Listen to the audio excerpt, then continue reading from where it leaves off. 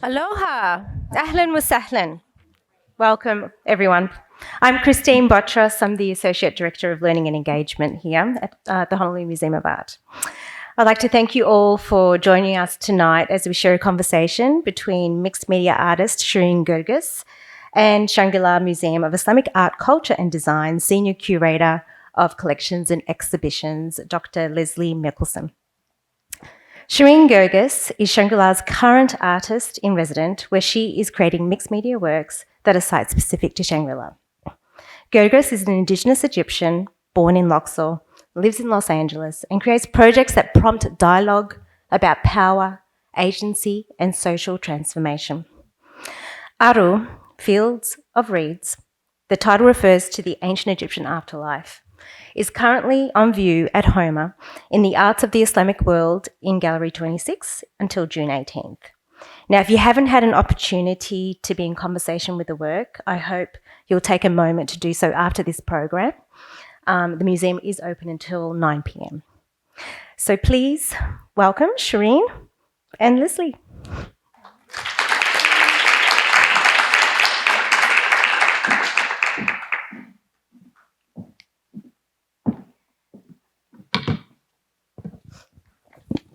Well, first of all, I'd like to thank HOMA for hosting this conversation. May I just ask how many of you have had a chance to see the exhibition here at HOMA? Oh, great. Wonderful. Okay. Thank you very much. I think, Christine, you were going to open the questions. Yeah, sure. Thank you. I'm really excited that you're here, and it's really great to have a fellow Egyptian here in Hawaii. So thank you, Shangri-La, for bringing Sherin here. So I'd like to know, how did Aru, Field of Reeds, come to exist? I'm glad you're starting with an easy question, Christine. I also just want to say thank you, Leslee, for inviting me 2 years ago, just before this little thing happened where we all had to stay home. Thanks for being such amazing hosts, and that includes everybody in the audience from Shangri-La. I really appreciate it.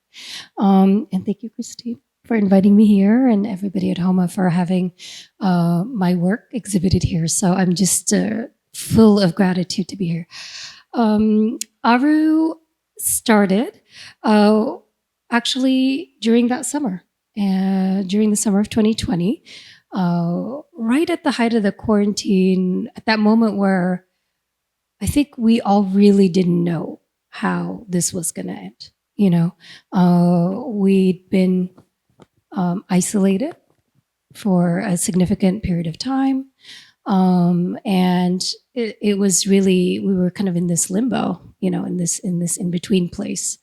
And I was invited by a dear friend of mine, a performance artist and activist, Amatis Motivali, who also works out of Los Angeles, to join a reading group with other women and femmes and women identifying folks. And we would meet once a week on Zoom, which was this weird thing that we were discovering, just to read this book called Conference of the Birds by Attar. And you know, I kind of expected this to be, you know, like a regular book club, you know, we're going to read and then we come together and analyze the book and whatnot. All of the women in the group were also from the Sawana region. And I hadn't read Attar's work before. So I was really interested in reading it. We are, of course, reading it in translation. The original's in Farsi. But what I didn't expect was the way that Amatis had set up the reading group. In fact, we were going to be reading to each other within the tradition of abolitionist movements. So the act of reading as an act of care, self-care and community care, and reading to each other and reading together and then discussing the work and how it related to our current situation, and thinking about the ways just real quick, the kind of premise of the book being this group of birds, the hudhud or the hopu bird, gathers a collection of birds to set off on a journey for enlightenment to meet the king, the smart. And they, I'm not going to kind of summarize the book too much, but you should read it if you haven't. And I really, as we were sitting each in our pods reading to each other, I started kind of making these sketches and thinking about what was so incredible about this act of care that we were engaged in. And I had been making these sketches, which kind of look, based on these pigeon tower forms that I had used before in my work.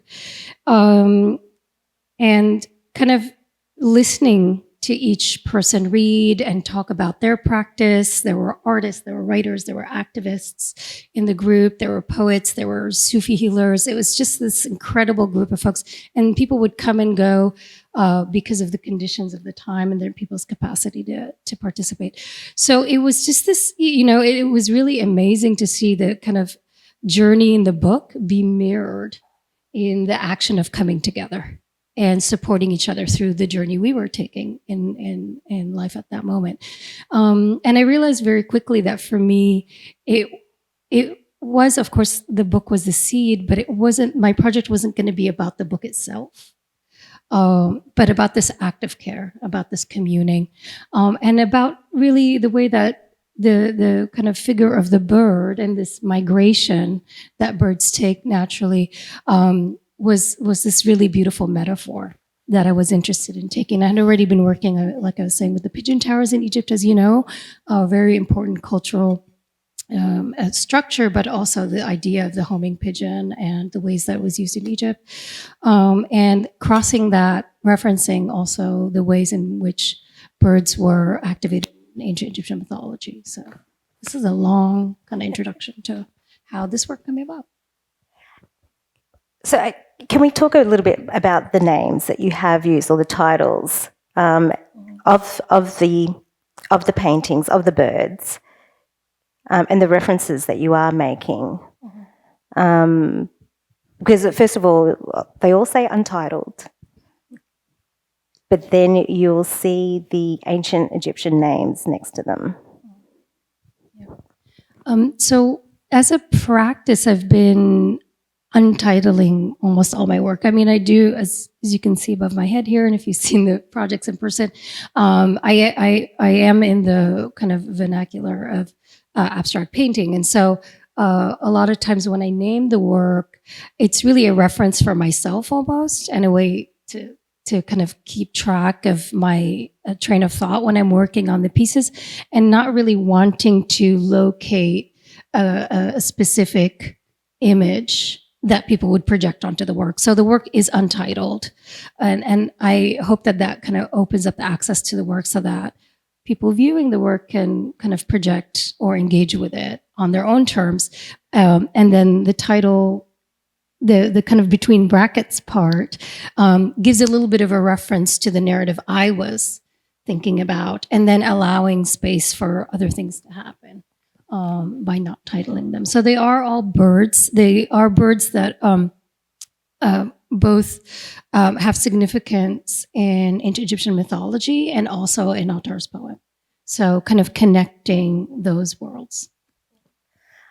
And going back to the community, because one thing I felt and noticed when I walked into that space, I immediately felt that I was in the middle of a conversation, but I felt welcomed and included to participate in that conversation. So can you share how the bodies in the work create that space for the viewer to feel in some ways seen and heard?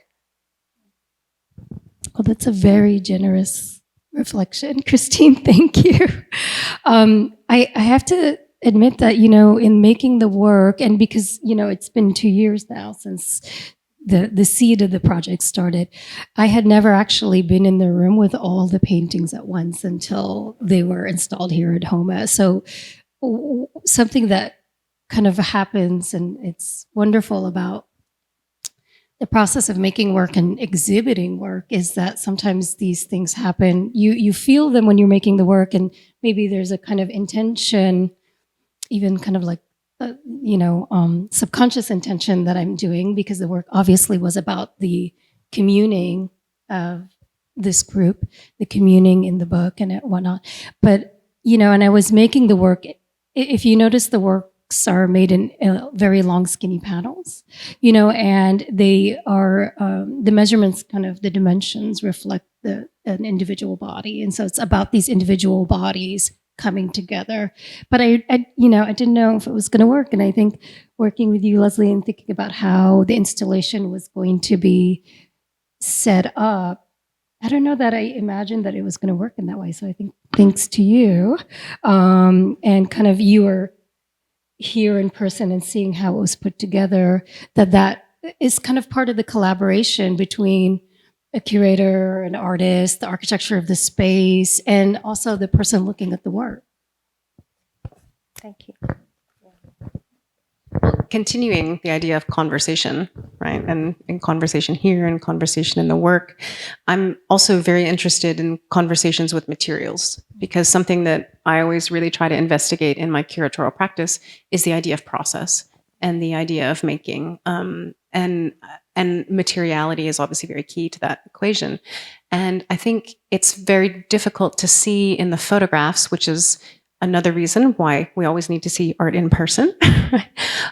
These are incredibly three-dimensional works, actually. There's a lot of depth to these works. There are many layers here. And there's a great deal of play between light and between shadow. And part of that is the choice of materials. And of course, part of that is the making. And you have a lot of hand-cut paper going on here. And for those of you who are not familiar with the region that we're discussing here, and Sherin used the term Swana earlier, which is a term that, if you don't know, is used to refer to South Asia, West Asia, and North Africa. It's prioritized over more outdated terms such as Middle East. Right? There's an architectural design element that's quite common in some of these regions, and in Arabic it's mashrabiyya, and in the Persian-speaking world it's jalli, right? And these are screens, and they're actually a really beautiful perforation between the outside and the inside, between the private and the public, and it's a way of holding privacy as well as allowing the circulation of light and air. And a not incidental part of this ornament is also the incredibly beautiful aesthetic patterns that it gives both on its own as well as the light passing through. And you have used this a lot here. I'm trying to find a detail where you can see some of this here. You can see some of that hand-cut effect here. Could you walk us through that a little bit and talk us about your intention there? Sure. Yeah, so I mean, I should also say, I don't know if you actually already said that or not, but that these works are paper, and the paper is then stretched on panels, and then I hand cut. I actually usually paint first, and then I hand cut the patterns into the paper. The backs of the paper are painted with fluorescent colors, and so when the light passes through, it bounces off the wall, and so you're seeing a whole nother set of painting and drawing behind the paintings, and there's a real dimensionality to it, and it really shifts when you walk around the painting. The things kind of move the way maybe a sculpture would move, and an object exists in the space as opposed to a two-dimensional, like a strictly two-dimensional work. And Mashrabiyya was really important for me because, as you mentioned, it was the delineation, the architectural delineation, the threshold between public and private space. And historically, because I work a lot in kind of researching feminism from the region, this idea of where women's work was happening in private space. So traditionally, women's craft and women's work, which included paper cutting and embroidery and poetry and music and things that were categorized in those ways traditionally.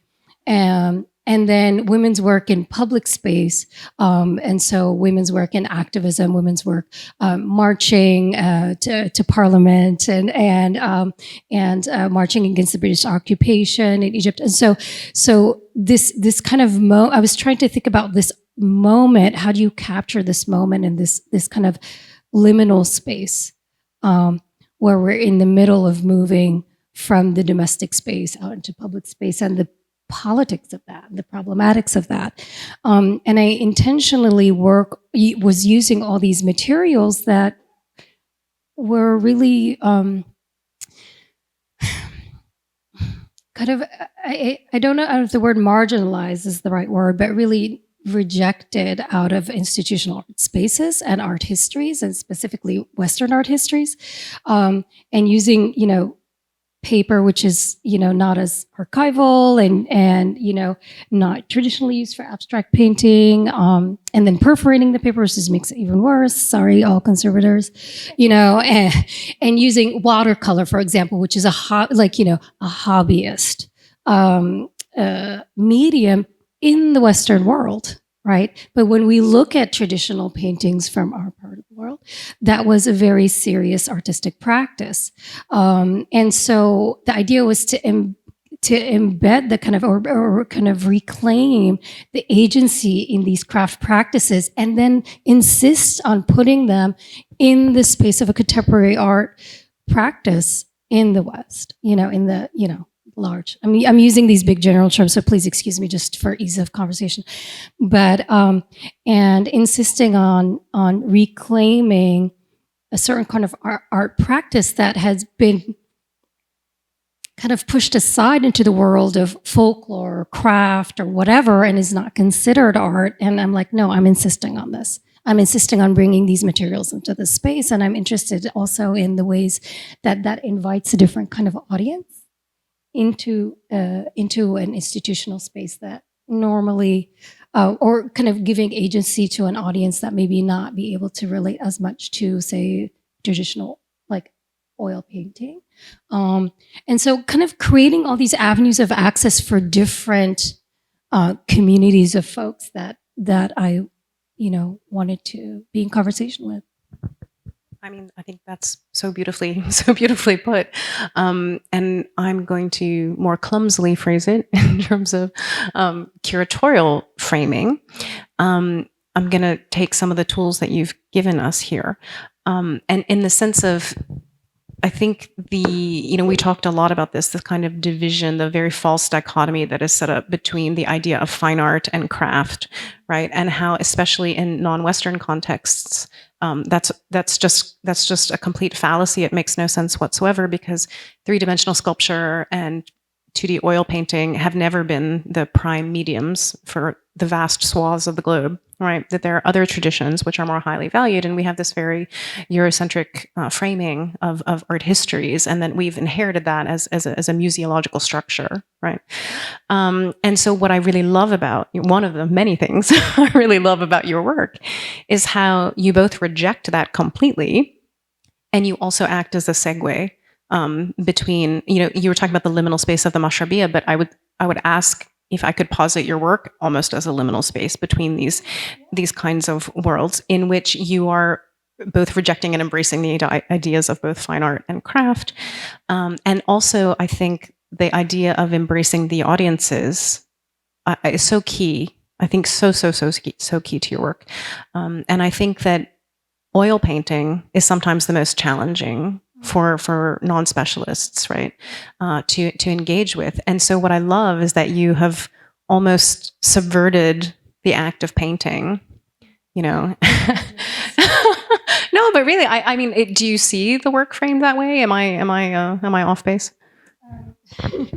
Well, that's a very generous and kind, thank you, placement. And I guess that's what I hope, right? I hope that at least gives folks pause when looking at a work that maybe is, where the process or the medium or the content is not exactly what you expect when you walk into a museum. And then I think we're all in conversation around how do we make museum spaces, academia, institutional spaces more welcoming to a broader audiences, as you are. And I think my responsibility as an artist is also to be engaged in this work together, right? Like, so how do I do it with my work? How do you do it with public engagement? How do you do it curatorially? And I think that that is the hope,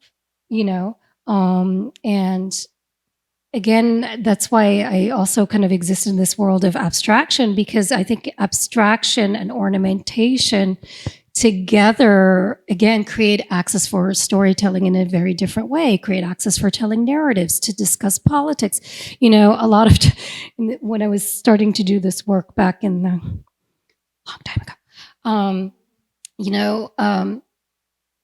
the word decoration came up a lot, the word ornamentation came a lot, and not in nice ways, in ways that were really dismissive and diminishing to the practice. And for me, again, that just, I'm just a stubborn Egyptian woman. I don't know.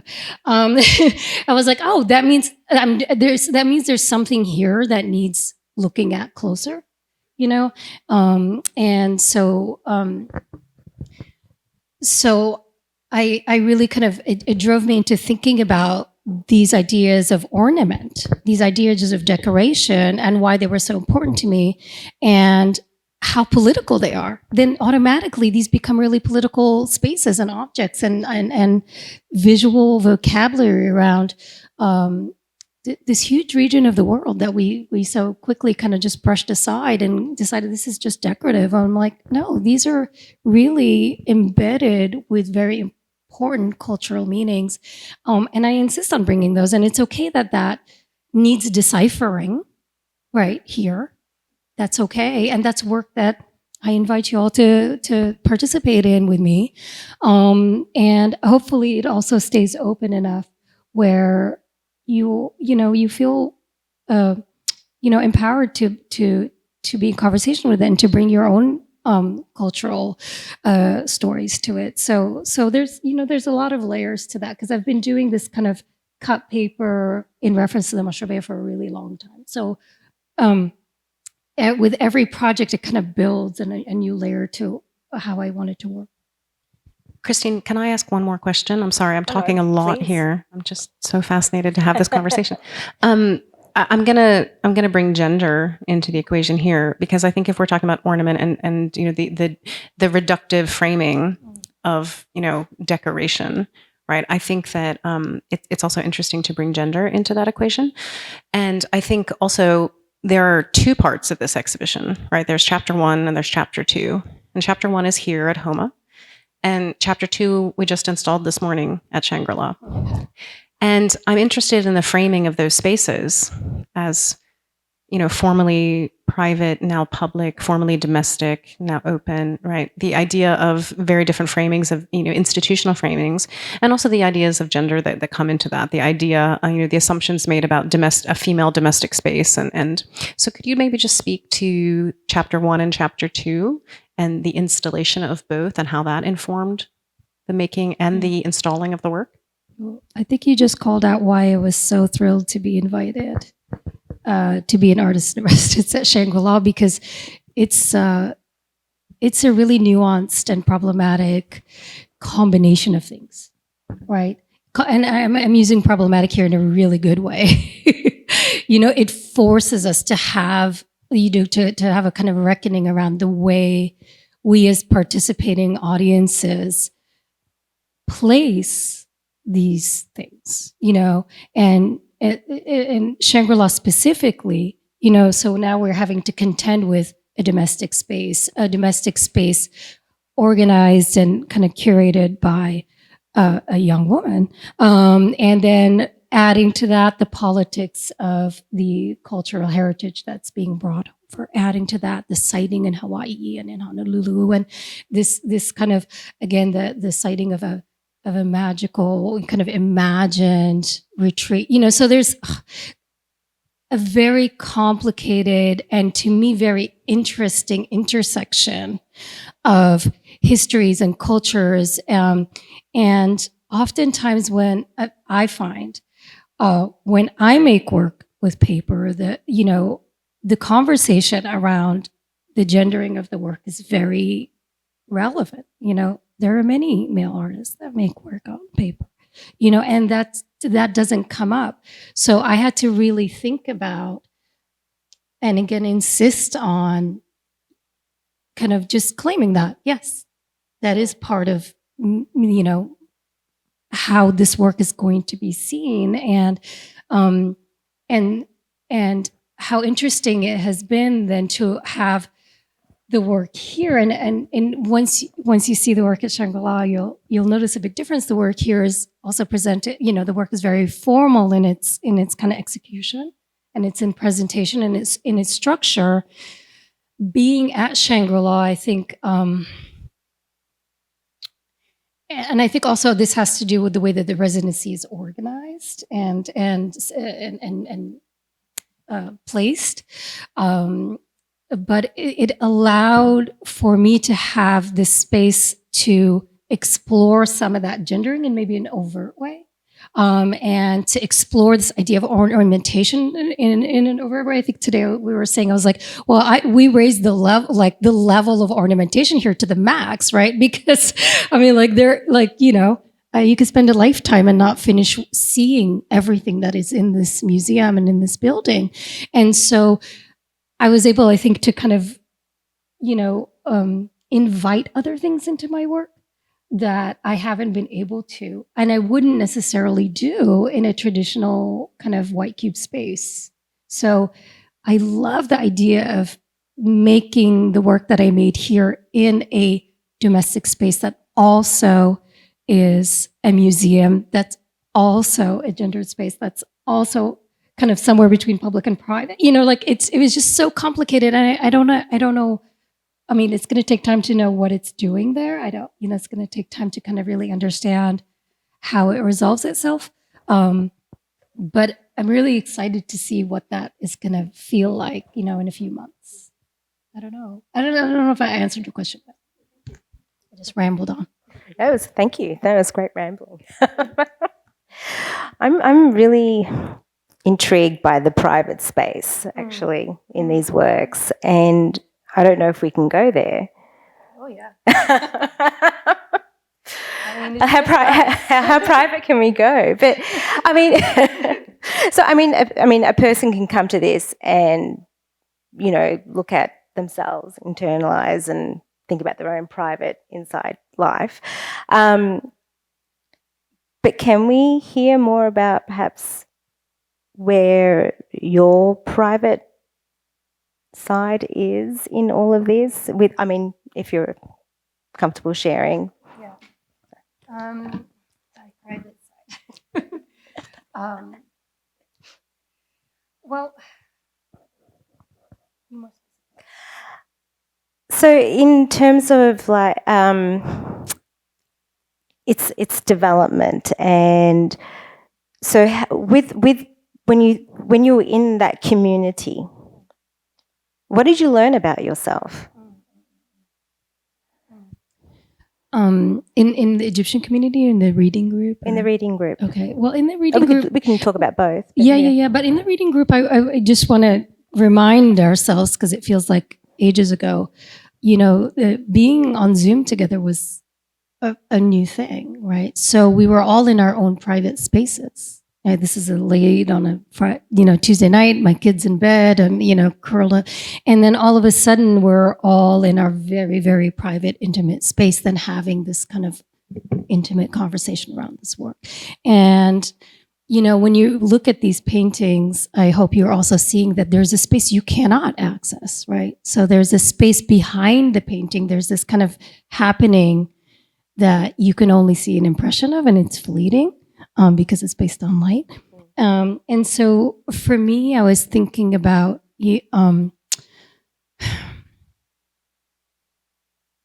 I was really thinking about how I place myself in this group, right? And how my work really was at a point where it needed to kind of shift through, to take a kind of particular shift. And I was really I usually work with historical women and historical artists and cultural production.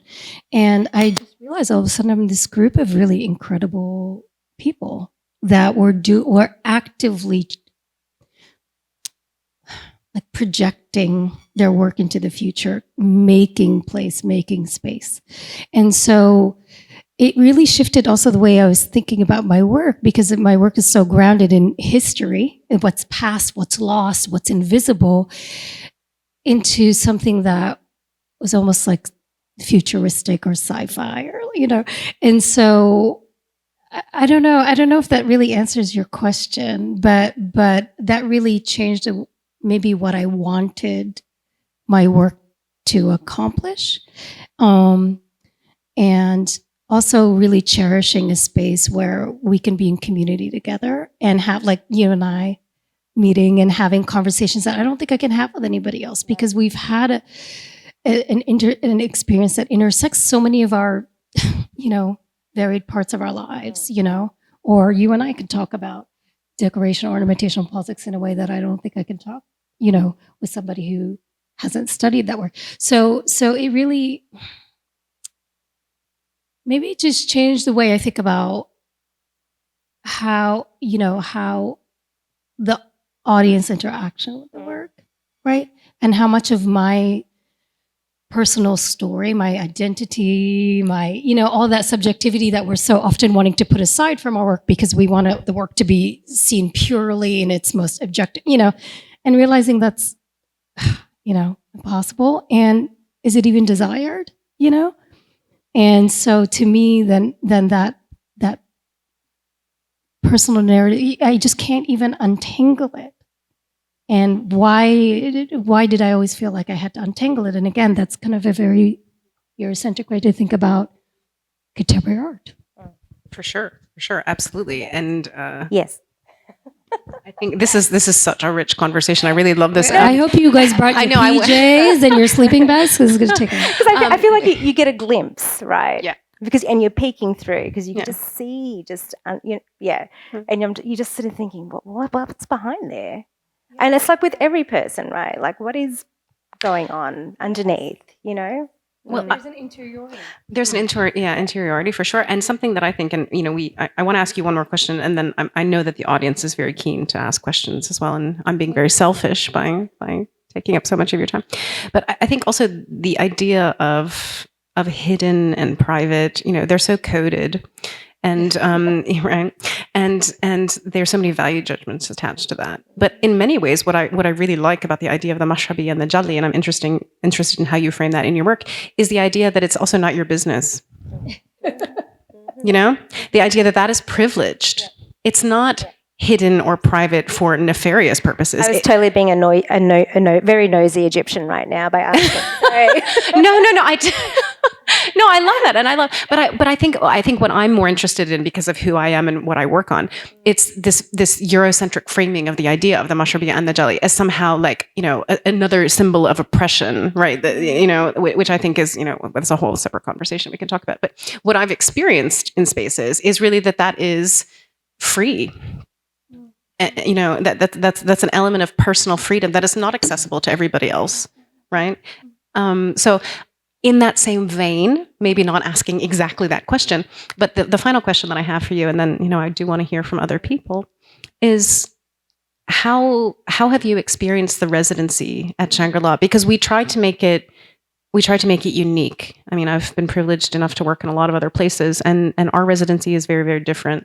And I just wondered if you had any comments to make about the residency at Shangri-La. And I want to be very clear about this, that I'm welcoming constructive criticism as well. I'm not asking for something that's laudatory. I genuinely want to know, and as an artistic practice, how you've felt the residency has informed your practice. I think when I first got set up in the studio there, I think I had to get up from my desk every 20 minutes. I'm not even kidding. Like spinning, I'm like, what should I be doing right now? It's like I'm supposed to be making lunch for my kid. I'm supposed to go pick up. I have to prep my lecture for tomorrow. I realized that, I've been making work for, I don't know, over 20 years. And it was such a privilege and a gift to be given this kind of time, to be able to focus on my practice, and to do it within the context. And this is what I think is different about Shangri-La than other types of residencies, to be given access to an archive of work I was already interested in investigating, right? That I don't, I have to travel halfway across the planet to be able to access. And so there was an interesting kind of and very important kind of combination of things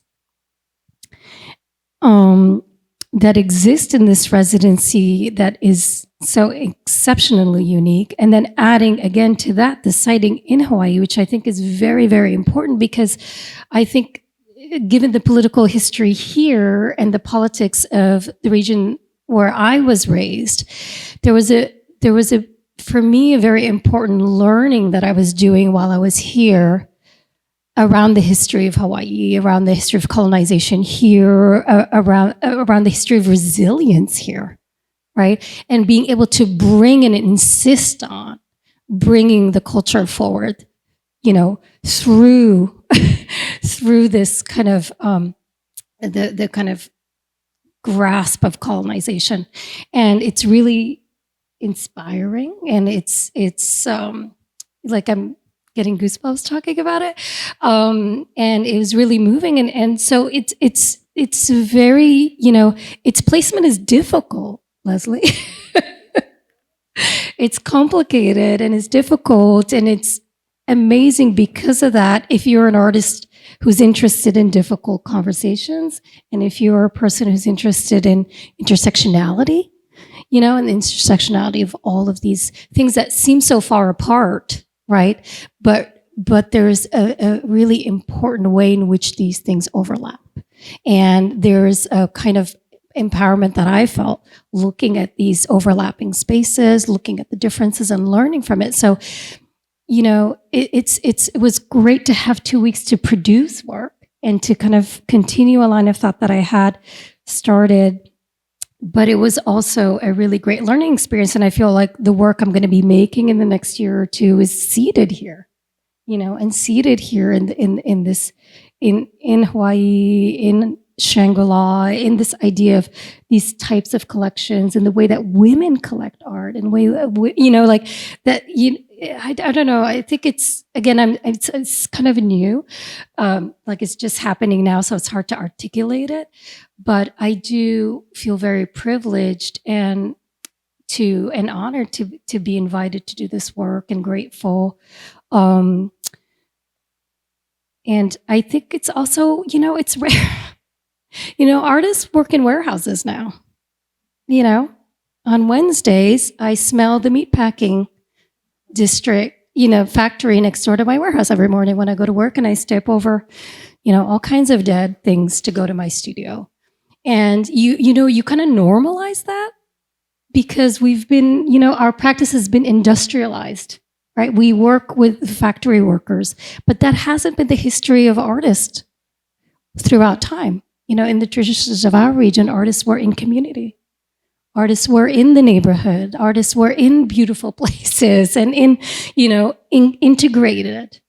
And I think that's really important. And it's just really nice that a space like Shangri-La can be so generously offered to artists now. Artists who need that restorative time. Because also it's like this anxiety of like, I need to produce while I'm here because I have such a short time, and But I think you may do this. It's just like, you have time. You don't, everything is flexible, and we can work with whatever happens. And opening that space, I can't thank you enough.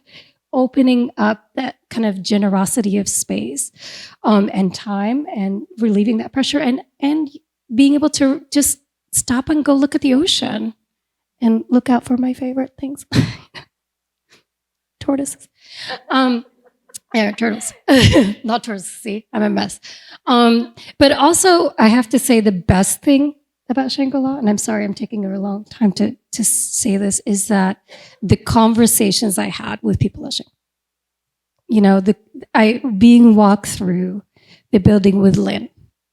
You know, so if you haven't met Lynn, Lynn basically takes care of everything. You know, she's putting everything back in place, and she's dusted everything, and she's walking around and walking through the museum and the landscape with her, and like locating these different things and having all the kind of side conversations that we're having. That was the best part. Having Naveed walk me through the collection and talk about all the problematics of the types of things that are collected and how they're placed. That was the first thing I think I did when I got there. It's so important, you know, and when else does an artist get to have that kind of experience, you know? And, you know, and it was just every person I met at the residency and those conversations, just those are gifts that I was given that I'm going to take on with me. So thank you. Afwan. So yeah, would like to open it up for all of you to ask questions. So this is being recorded. So just, you know, feel free to stand up, raise your hand, ask a question, and I'll probably repeat the question so we get it on the recording.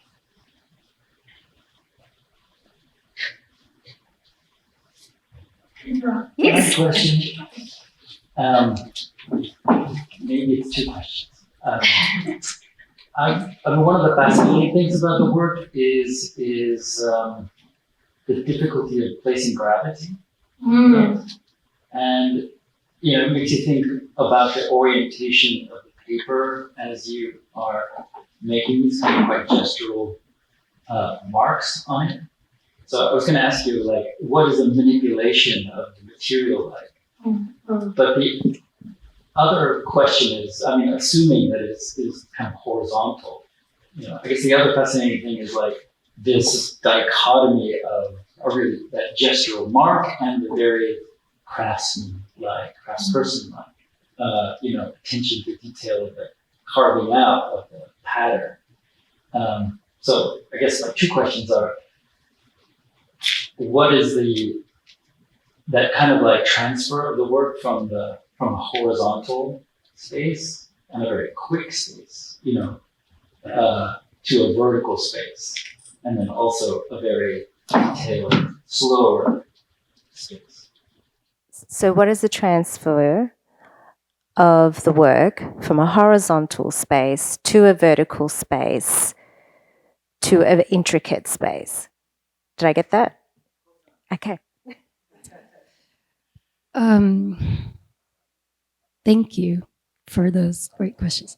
So yes, so the work is actually pretty dynamic when the process is really dynamic, right? So things start off vertical, right? Because I am still thinking about the body and the portraiture and this kind of traditional vertical, the architecture, right? So when I'm composing, and drawing, I start vertically, and then it goes kind of horizontal or different angles. So then I'm in conversation and kind of a little dance with gravity, right? So I do have like props and things. So I'm, I think orchestrating maybe is a good word, where I'm kind of like orchestrating the liquidity of the paint and the fluidity, and I'm kind of playing with gravity sometimes, against gravity other times. And so there's a lot of kind of moving around, tilting from side to side, and, you know, and then it goes vertical again. And so there is a kind of intentional kind of repositioning of the work between the landscape, horizontal, floor, you know, kind of below ground level, right, to the kind of vertical level. So that is a kind of, you know, thank you for noticing that there's a kind of dynamicness to it, and I love that there's I hope and that there's a kind of evidence of the like studio performance that happens, and the kind of bodiliness of what happens in the studio to get that type of mark making. And even though I started off as a very hard edge painter, so I was taping everything off, and it was, and I intentionally wanted to introduce something in the work, some aspect of the work that I was not in control of. There's a certain kind of surrender to the process, so that there was a give and take between what I was introducing to the work very precisely, here the cutting, and then what I was really not as in control of, and allowed that, it's not even just gravity, but it's also temperature. It's also humidity, so the paintings in Shangri-La look a little bit different than this because it took longer for the ink to soak in and the material to soak into the paper. And so there's a kind of play, of kind of like, I'm going to surrender a little bit and then I'm going to take it back. So there's kind of agency built in. And I was really interested when I started to do those things, and I was doing them separately and they kind of like slowly came together, the way that formal and informal systems come together, right? So like structured geometries, and then these like, kind of expressive mark making.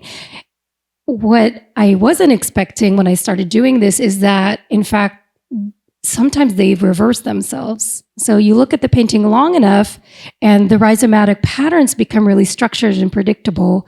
And then because I hand cut all the flaws in the geometry start making themselves visible, and the tweaks, all the wrong bits and the little danglies, and and then all of a sudden the thing that you expected to be hard and predictable softens.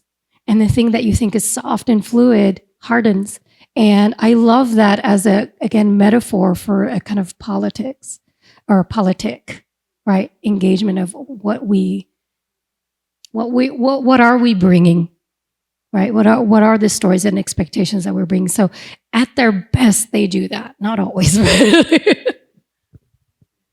Thank you for that question. This is more of a comment than a question, but I thought it was really interesting how you were talking about how you derived a lot of your inspiration from the past, and then how you also kind of tied in sort of the sci-fi element. And with the pieces up right now, especially, like something that really stuck out to me was I remembered in this film called Arrival, which is about sort of these aliens. They have this language that they sort of shoot out ink with, and it looks like a very similar sort of pattern. And I thought that was really interesting, how even though, you had talked about all of these past things that had inspired this work, I really get that sense of sort of sci-fi, sort of its own language, very futuristic sort of feeling from it.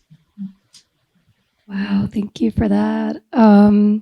Okay, so truth be told, this whole time, I had been reading on audio basically every Octavia Butler.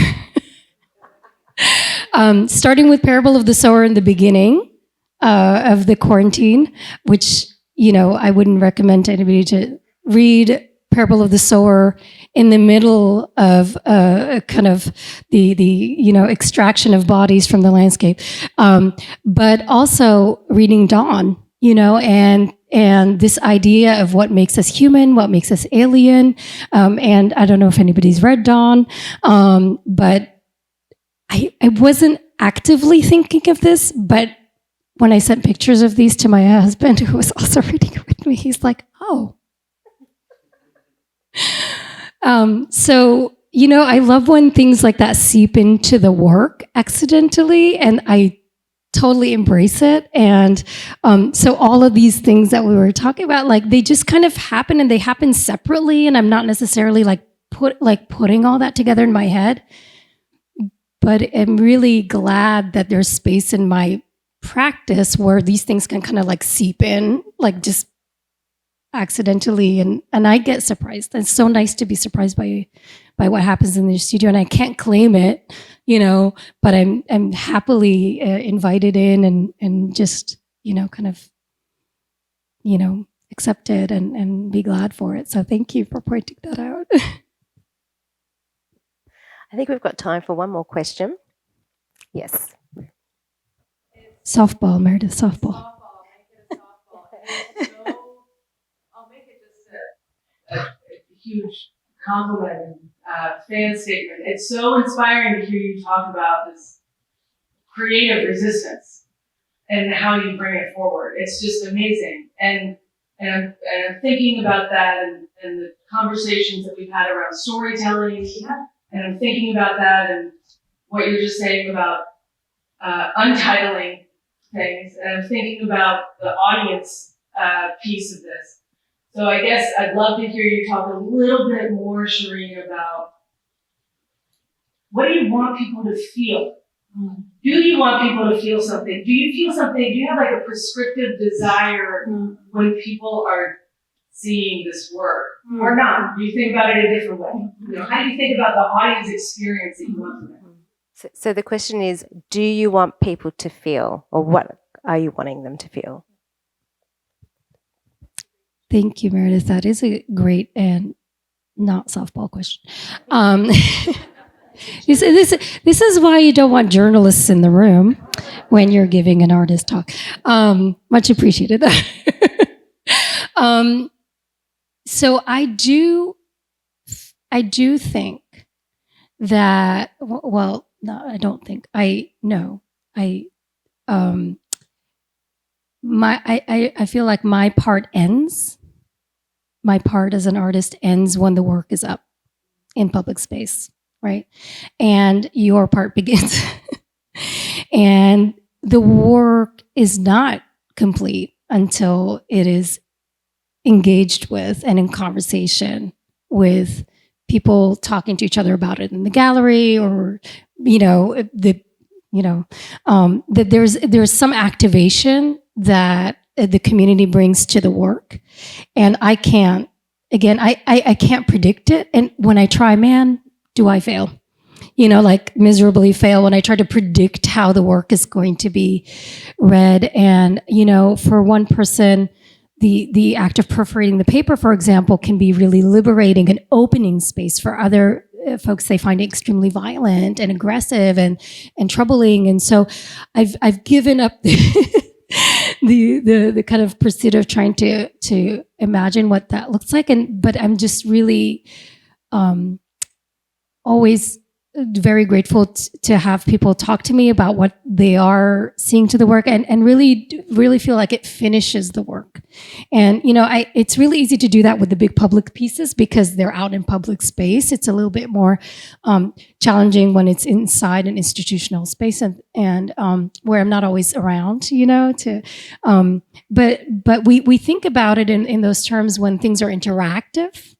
Right? Like the artwork is interactive, and it's like, well, it requires a viewer response. Well, I would like to offer that everything, every painting, every drawing, every vase, every lantern, is an interactive artwork, right? Because you automatically bring your engagement to it, and it only comes alive, really, and it only is complete, right? That story, that interaction is only complete. The artwork is only complete when somebody looks at it and gives it time and attention of any kind. And so, yeah.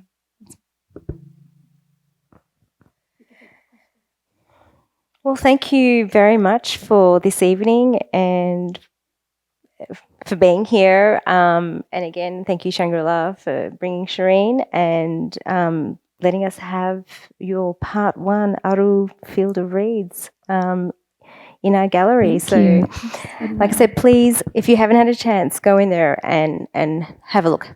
Go have a conversation with these paintings, please.